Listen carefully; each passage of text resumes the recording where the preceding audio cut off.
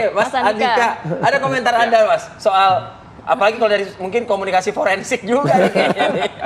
Jadi membaca arah event kemarin itu bisa melalui analisis teks, bisa melalui analisis konteks, Mas.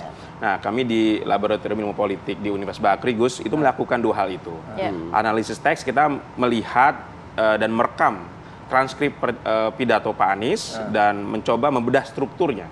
Strukturnya itu ada dua, Gus, pidato kebangsaan Pak Anies kemarin. Pertama itu bagian orasi, yang tadi itu porsinya hanya 33%. Hati-hati Anda beranalisa. Jangan-jangan naskah kemarin tuh yang buat itu yang sebelah Anda. Nah, kalau memang benar begitu, dan dugaan saya sih benar seperti itu, Mas ya, karena 50%-nya doa, Gus. 50% doa? 50% dari orasi, 50 doa. 33% orasi, 50% doa. Orasinya mungkin hanya 8-10 menit, sementara doanya itu bisa 13-15 menit. Agak berbeda dengan pidato-pidato Anies sebelumnya. Agak berbeda dengan pidato-pidato sebelumnya. Tetapi meskipun ya kemasannya doa, tetapi namun kalau kita lihat substantifnya itu tetap semangat perubahan, gitu ya. Yang kedua juga terkait dengan isu keadilan. Nah, ini yang juga penting, bahwa kemarin di orasi Pak Anies itu tidak menyentuh isu infrastruktur, isu ekonomi, yang disentuh adalah rasa keadilan, rasa keadilan. Dan ini ada di bagian orasi. Nah, menariknya, kritikan-kritikan yang sifatnya membumi, program-program, itu ada di bagian doa, Gus. Ya Allah, misalnya mudahkanlah lapangan pekerjaan, tingkatkanlah gaji dan rezeki. Nah, kata ekonomi apapun tidak digunakan loh, Mas. Apapun itu rumahnya doa, tapi kritik tetap kritik. Ya, menariknya tidak ada kata ekonomi di situ. Tapi rezeki. Tetapi rezeki, ya. Dan kesejahteraan itu 2 kali. Rezeki itu 2 kali juga. Nah, artinya memang rezeki lebih luas. Secara substantif, kritikan itu tetap hadir di situ, namun dalam kemasan doa. Dibalut doa. Kemasan doa ini juga penting, Gus. Karena apa? Karena tidak multitafsir. Kadang-kadang kan kalau orang berpidato itu ini ditujukan kepada siapa ya? Kepada menteri, presiden, atau siapa? Tapi kalau doa sudah jelas kepada Tuhan Yang Maha Esa. Masa Tuhan dikritik kan nggak mungkin. Nah, jadi harus dikemas dengan kemasan yang anti kritik, dengan proteksi high protection. Kenapa? Itu menjadi sesuatu yang penting ditampilkan oleh Mas Anies. Ada yang harus dipahami oleh publik. Kekuasaan itu milik Tuhan. Oleh karena milik Tuhan, maka tidak bisa semua proses kehidupan ini menggantungkan akal pikiran kita, strategi kita, substansi-substansi yang kita perjuangkan, tapi juga harus doa.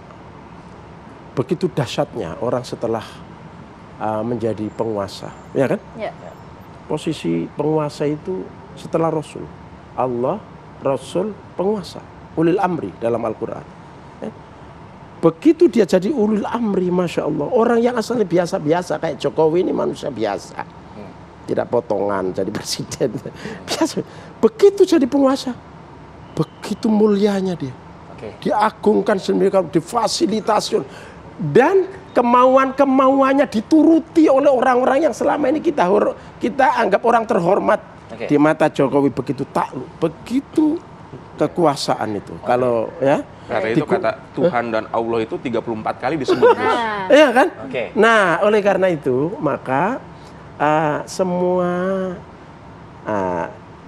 harus dipanjatkan kepada Tuhan, ya.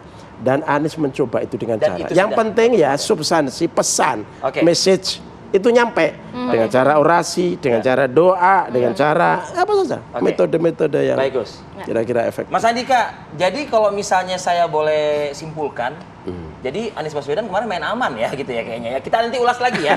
Di segmen berikutnya kami akan kembali saat lagi pemirsa. Oke, sudah kami konfirmasi dengan Gus Coy bahwa naskah yang dibacakan, doa yang dibacakan oleh Pak Anies ini adalah buatan made in Anies Baswedan, ya gitu ya. Oke, saya ingin meneruskan ke Mas Andika. Mas Andika, jadi ini bermain aman kah Anies Baswedan? Banyak sekali kan kritik tapi dibalut tadi istilahnya kan begitu. Tadi Gus Coy mengkonfirmasi bahwa ini ada perubahan metode kampanye gitu ya. Dan kita lihat dengan menggunakan metode kampanye yang agak lebih ekspresif, kritik yang lebih terbuka, itu justru membuat elektabilitas Pak Anies Baswedan agak merosot sedikit kemarin dalam 2 bulan terakhir. Sehingga ketika hari ini itu menjadi bagian dari evaluasi, perlu loh merubah model kampanye yang agak lebih soft tapi tetap menghadirkan substantif perubahan di situ. Jadi itu saya pikir juga berangkat dari kesadaran Pak Anies untuk bisa mendongkrak elektabilitasnya. Itu yang pertama ya, Mas. Efek dari hal itu kepada mungkin publik, partisan dan lain sebagainya? Ya jelas. Lebih bisa Kalau diterima. dilihat dari struktur pemilih masyarakat Indonesia secara sosiologis terutama, relatif masyarakat Indonesia itu lebih banyak yang berada di kelompok tengah. Ya. Kelompok tengah itu adalah kelompok yang tidak suka berkonflik, tidak terlalu katakanlah religius, juga tidak terlalu nasionalis tapi anti religius. Nah, ini kelompok inilah yang besar, Mas. Sehingga narasi-narasi model-model kampanye yang halus ya, yang dikemas dengan doa itu juga bagian dari strategi Pak Anies untuk bisa menggrab kelompok pemilih tengah tersebut. Itu sasaran untuk para pemilihnya. Ya. Nah, cuma kita lihat ke dalamnya nih, gitu loh ya kan. Di acara ini acara Partai Nasdem. Ya. Nah, dengan balutan-balutan kalimat yang soft ya, dengan dibalut doa seperti itu, ya toh juga nggak salah ya Gus ya, gitu kan. Cuman adakah indikasi juga bahwa saya yakin lah Partai Nasdem juga memiliki intelijen politiknya yang luar biasa.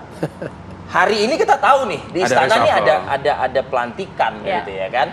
Nah, kita tidak tahu apakah memang masih ada 2 kursi tersisa dari Partai Nasdem yang ada di pemerintahan. Anda melihat hal ini juga nggak sih, halus ini efek juga dari yang kurang dari 24 jam akan juga berlangsung di istana begitu? Ya, saya melihat bahwa gaya komunikasi Pak Anies yang sangat halus itu juga bagian dari upaya untuk menghormati Partai Nasdem yang per hari ini masih menjadi bagian dari koalisi di pemerintahan. Agak tidak elok kalau terlalu ekspresif, konfrontatif, masih di dalam. Ya.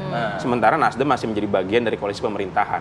Berbeda ketika Pak Anies saat itu berpidato di PKS, sangat terbuka, mengkritik ekonomi, mengkritik infrastruktur, jalan dan sebagainya.